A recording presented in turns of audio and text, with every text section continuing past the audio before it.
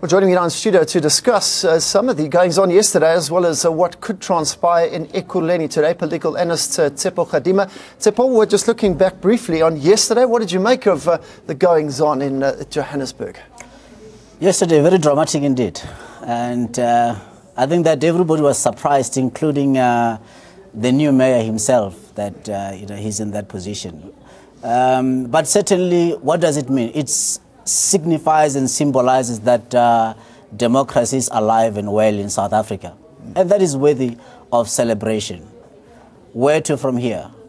I hope that I think the new mayor has come to the realization that heavy is the head that wears the crown. Because there's now a lot more focus that's going to be put on him. Let's take into account his background. He's reputed as a successful businessman. And when one looks at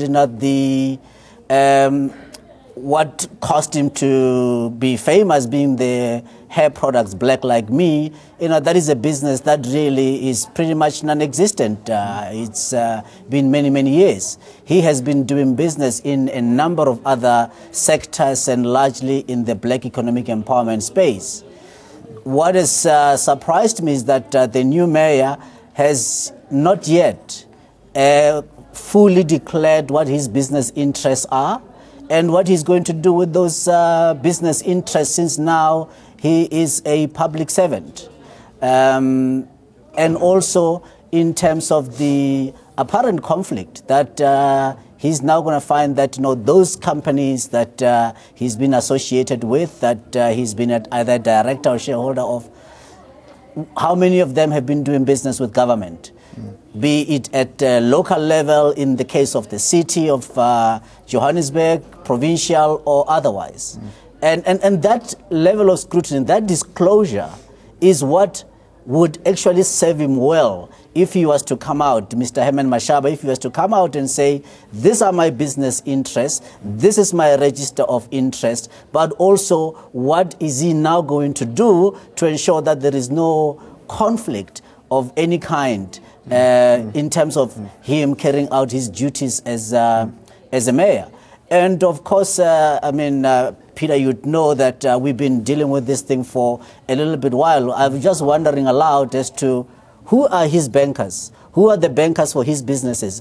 And what are those bankers going to do? More so because clearly Mr. Herman Mashaba, as is all the new mayors of the DA-led coalitions, they're going to find out that they too now carry that coveted title of being called a domestic, prominent, influential person. And I can just imagine what those in opposition, and in this case being the ANC, will probably do.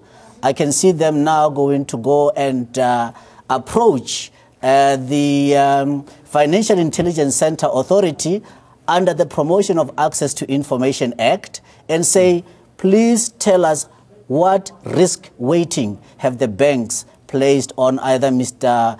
Mashaba or Mr. Msimanga or even Patricia de Lille, but not only on their persons, but on those that are in their mayoral committees, as well as those that are. So essentially, I think that saga which we saw develop at the beginning of the year, whereby everybody was saying, these Oak Bay people, they deserve what is coming their way.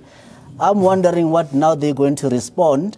More so, as it was the National Assembly, which included the Democratic Alliance as well as the Economic Freedom Fighters, who consented to the passing of the bill that that have gone on record to vehemently oppose because of its unconstitutional provisions.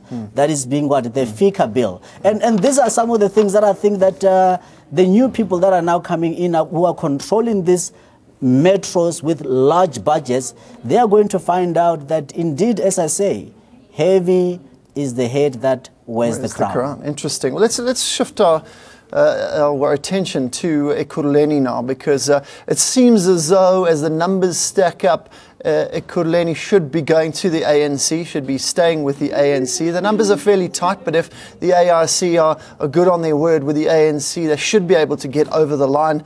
The big question is, what happens if they don't? Yeah, what happens if they don't in a secret ballot? But my reading is that we will most probably see that ANC will about make it. I think by and large you will see the Pan-African Congress of Azania also voting in concert with the African National Congress and the African Independent Congress. So most probably we will see a ANC-led metro emerging by this afternoon. I think that is a safe bet when one takes into account what we saw happen in Rustenburg and also what we saw happen in Tshwane, where based on what was agreed in terms of the coalition of the minority parties with the DA and EFF's statement that they will be voting in concert with the DA. We saw that again being repeated yesterday in the city of Johannesburg. So I think we are pretty much set, because at least in Ekhuruleni, the African National Congress has got a much more sort of stable base. Stable base, a bit more leverage. And I think that the African Independent Congress will be good on their word. And I think also the Pan-Africanist Congress will also pretty much go that route. I can't see how they would too go with the other route. But look, this is politics. An hour in politics can be a lifetime. And we wait to see. But for me, I think what I would like to probably reflect on, Peter, will be, now we are where we are. We know who the new emperors are, I mean the mayors. And I'm keen to see who are going to be the members of the mayoral committee. Because at the end of the day, that is the core executives that are going to then have to ensure that that which they have been saying on the campaign trail, they are now able to bring it into reality and into practice. Against the backdrop of an exceedingly difficult environment in our country, more so economically, and the metros that are in Gauteng, they are even more difficult in that we continue to see an unprecedented number of unprecedented urbanization. More people flock into Gauteng than other provinces. And as we see that, it brings upon that pressure of having to ensure that service delivery reaches as many people as possible. But at the same time, also the new mayors, I don't get a sense that they've come to the full realization of the challenges that they are going to be facing. For example, Mayor Herman Mashaba, he was saying that one of the first things that he's going to do is to pick it up in Johannesburg, which is a municipal owned entity.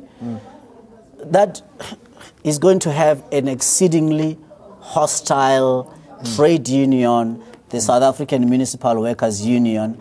And I think he's going to need more than the art of the deal moment, as Donald Trump has put it. He's going to need those ability to be able to navigate those waters and negotiate, because it is not, it's a lot easier said than is going to be done to break up even, let's say, an entity such as Pick It Up. And also what worries me is that not only did he say that on the campaign trail, even this morning he was saying that is his first focus. So one wonders, well, what exactly, why Pick It Up specifically that has been singled out, and also why go and verbalize that before he has had that process of consultation. I think this is one of the first faux pas, if I can put it that way, that the new mayor has made before he even forms his mayoral council. But certainly, these are going to be very difficult times, I think, for all the new mayors. We've seen under the ANC-led metros, we saw unprecedented numbers of service delivery protests.